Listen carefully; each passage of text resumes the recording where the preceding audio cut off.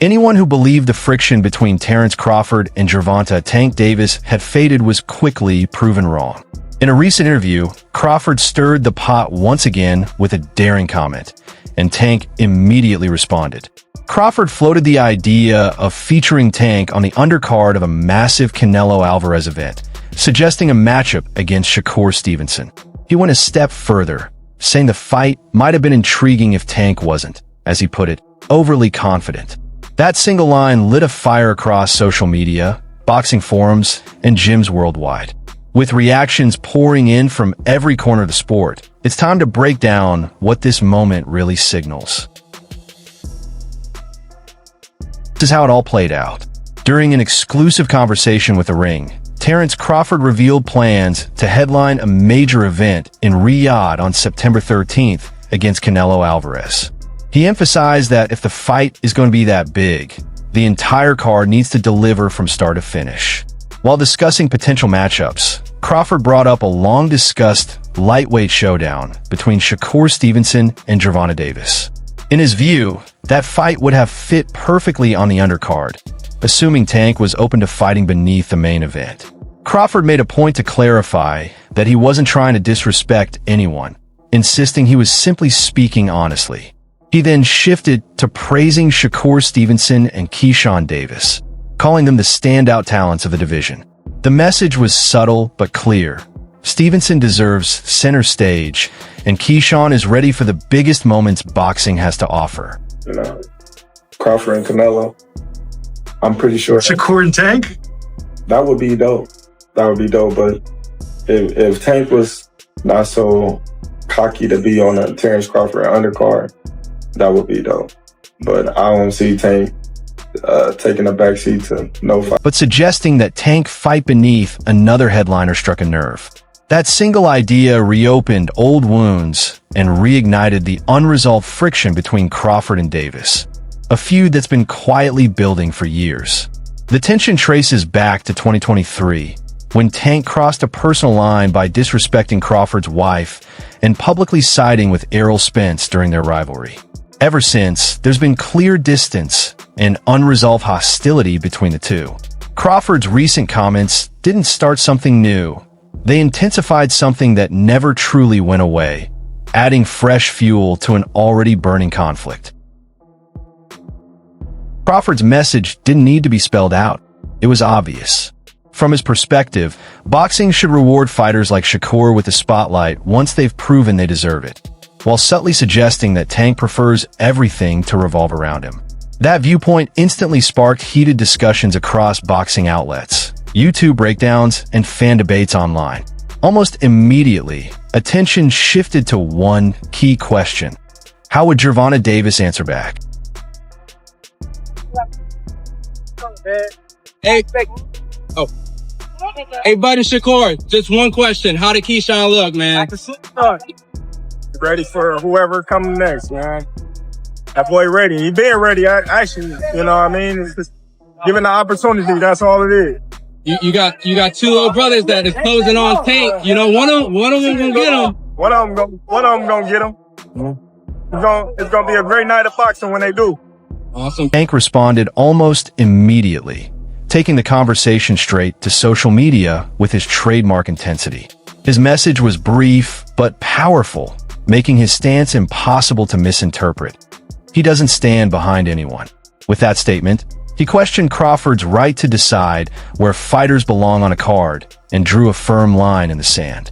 Tank made it clear that he won't accept a secondary role under any circumstances. Not for any fighter, not even alongside a Canelo headliner. In his view, wherever he fights, he is the main attraction. Tank would never even think about to come up to 154. What about 47 though? Yes, if he get to pick his opponent. But Tank would never come from 35 to 54. Y'all got into it on social media around that time. Is that just you being competitive, like when that happens? Or Man, I just really don't like that dude. Why though? Cause I just don't like him. Like, I really don't like him. That's like not your cup of tea. That's just not. Yeah, I don't like nothing about him. I just feel like, he just one of these little arrogant little dudes that's using what he got to shield him. He got a lot of security guards around him, and he's in the limelight and stuff like that. But in certain situations, he wouldn't be acting like that. Do you like him as a fighter, though? Yeah, he's a damn good fighter. Yeah. But like his core personality and his ways. Tank didn't rely on attitude alone. He followed up with his resume. He pointed out his unbeaten record, the danger he brings with every punch, and made it clear he's not a fighter to be placed anywhere but the top of the bill. As expected, the internet went into overdrive. TikTok clips spread, Instagram debates took over timelines, and X lit up with nonstop reactions. One message echoed across platforms. Fans want to see Tank and Shakur Stevenson headline a card. No debate, no compromises. Who's next? I told y'all who I want to fight. I can't keep saying the same thing. I already told y'all who I want to fight. The best versus the best. That should be my next fight. I told y'all I'm a dog. I'm top level, elite level fighter. So let's make boxing great again. Let's put the best fighters in the ring with each other, and let's see who come out victorious. You zoom out, it becomes clear this isn't just a war of words between top fighters. It's a battle over legacy, visibility, and who truly controls the spotlight. Crawford is building what could become the biggest boxing spectacle of 2025, and from his perspective, every fight on that card needs to reflect that scale. In his eyes, names like Shakur Stevenson and Keyshawn Davis symbolize the next era of the sport. Young, driven, and ready to seize the moment. Tank sees it differently. He views himself as must-see television, someone who commands center stage regardless of weight class or title implications.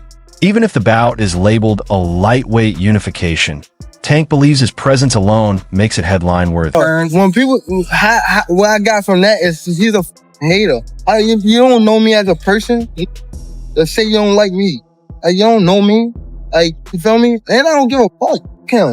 If everybody including Will, win. Fuck. Same question for you. You're a proud father. What makes this clash even sharper is how different these two are by nature. Crawford operates with patience and precision, choosing his moments carefully, while Tank thrives on boldness, noise, and raw aggression. Crawford seems to view Tank's confidence as something expected, almost scripted, while Tank interprets Crawford's quiet composure as either fake humility or a subtle provocation. At the heart of it all is respect. Crawford's suggestion hinted that Tank would never agree to anything less than top billing, a loaded statement aimed at someone who's entire. Gervonta Davis speaking about you. Is that ever a possible fight? Yeah, if he want to dare to be great, he can be like all the other fighters that moving up 2 weight classes and daring to be great. You would fight him. Man, tell him to come up there. He got to come to win 54. He said I got a glass chin, so tell him to come and touch it. Wow, man. Gervonta said you got a glass. He said I got a glass chin. Let's tell him to come and touch it. At 147? 147. I'll make 147 Ooh, see, oh man. You're gonna have a pre count. Then what the people gonna say? Oh, he's beating up on little guys. If we're being honest, Tank hasn't felt like the same fighter since that confusing majority draw against Lamont Roach back in March. The result caught fans off guard, split opinions across the boxing world, and raised questions about whether Tank was truly at his best that night. Since then, the sharp edge that once defined him, the focus, the urgency, the ruthless finishing instinct, hasn't fully resurfaced. Even more telling is what followed. Instead of closing the chapter with a rematch, Tank has kept his distance, choosing to move around the issue rather than confront Roach again and put all doubts to rest. What have Shakur done? What have he done in the sport? He haven't done nothing. The young one is looking more better than him. Who that? The Keyshawn looking way more better than this. I keep screaming his name. He haven't done nothing. Keyshawn haven't even done nothing. So what do you say to those who might keep be saying his name afraid? for? So what do you say to those who might be saying that, Tank is afraid of Shakur? Afraid of what? Afraid of what? Us fighters, if we're afraid of somebody, it gotta be somebody hitting us and hurting us. Like, he don't have no offense. Everything is defense. Defense only winning basketball and football. That shit winning by. Instead of addressing that situation, Tank has redirected his attention toward calling out Jake Paul. And yes, that's exactly what it sounds like. But let's call it what it is. That's not real boxing. It's influencer entertainment dressed up with gloves. A Tank versus Jake Paul matchup would be heavy on spectacle and light on substance.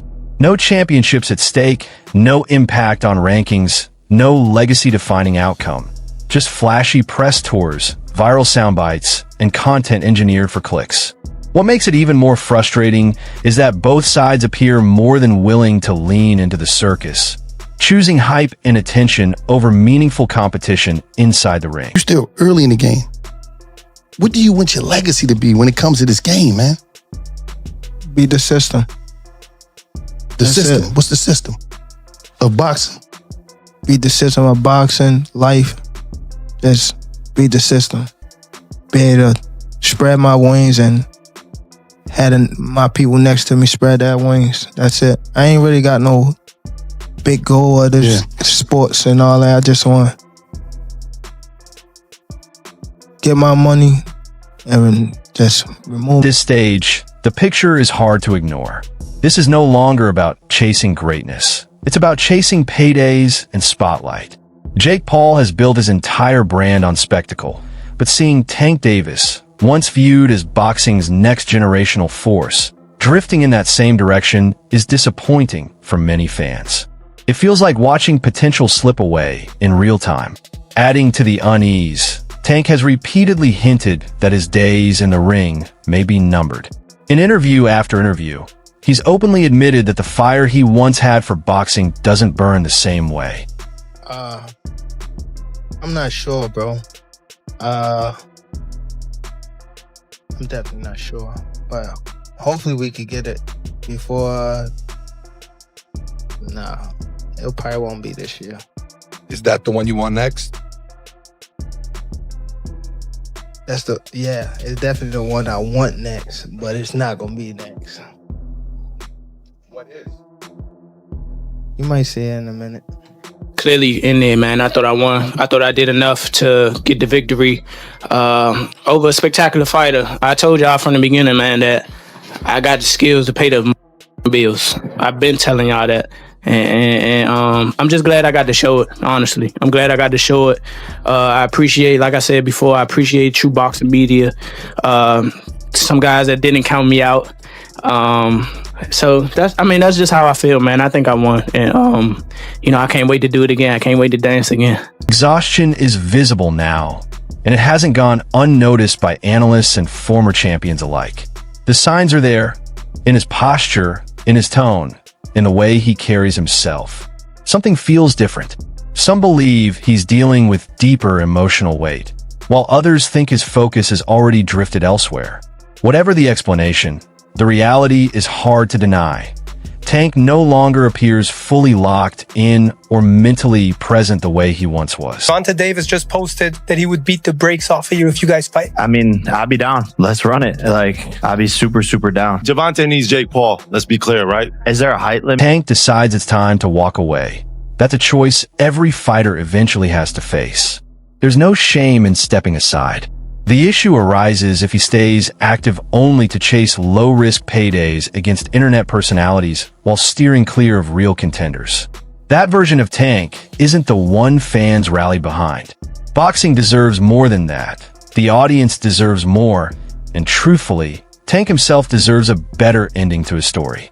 When you zoom out, this conflict reflects something much larger than personal beef. It exposes a shift in the sport itself, where fighters are treated as brands, cards are built like marketing campaigns, and hype often takes priority over making the most competitive, legacy-defining matchups. 25 is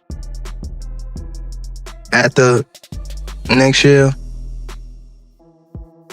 I'm out of it. After our second fight. You're out of it? Yeah. Care to elaborate on that? Out of the sport. After our second fight. Nah, no. I'm gonna win, bro. Nah, I could tell you my fight. Narrative standpoint, Crawford's vision actually adds up. Placing Stevenson against Tank on the undercard of what could be boxing's biggest event in 2025 would create massive buzz, strengthen the overall card, and deliver real value to fans. It's bold, calculated, and smart matchmaking. But from Tank's perspective, anything short of top billing isn't even a conversation. If his name isn't at the top, the opportunity loses all appeal. And that reality confirms what many fans have suspected for a long time. The biggest fights don't fall apart because of talent gaps or fear of competition. They stall because of pride, business politics, and carefully protected images that outweigh the sport itself.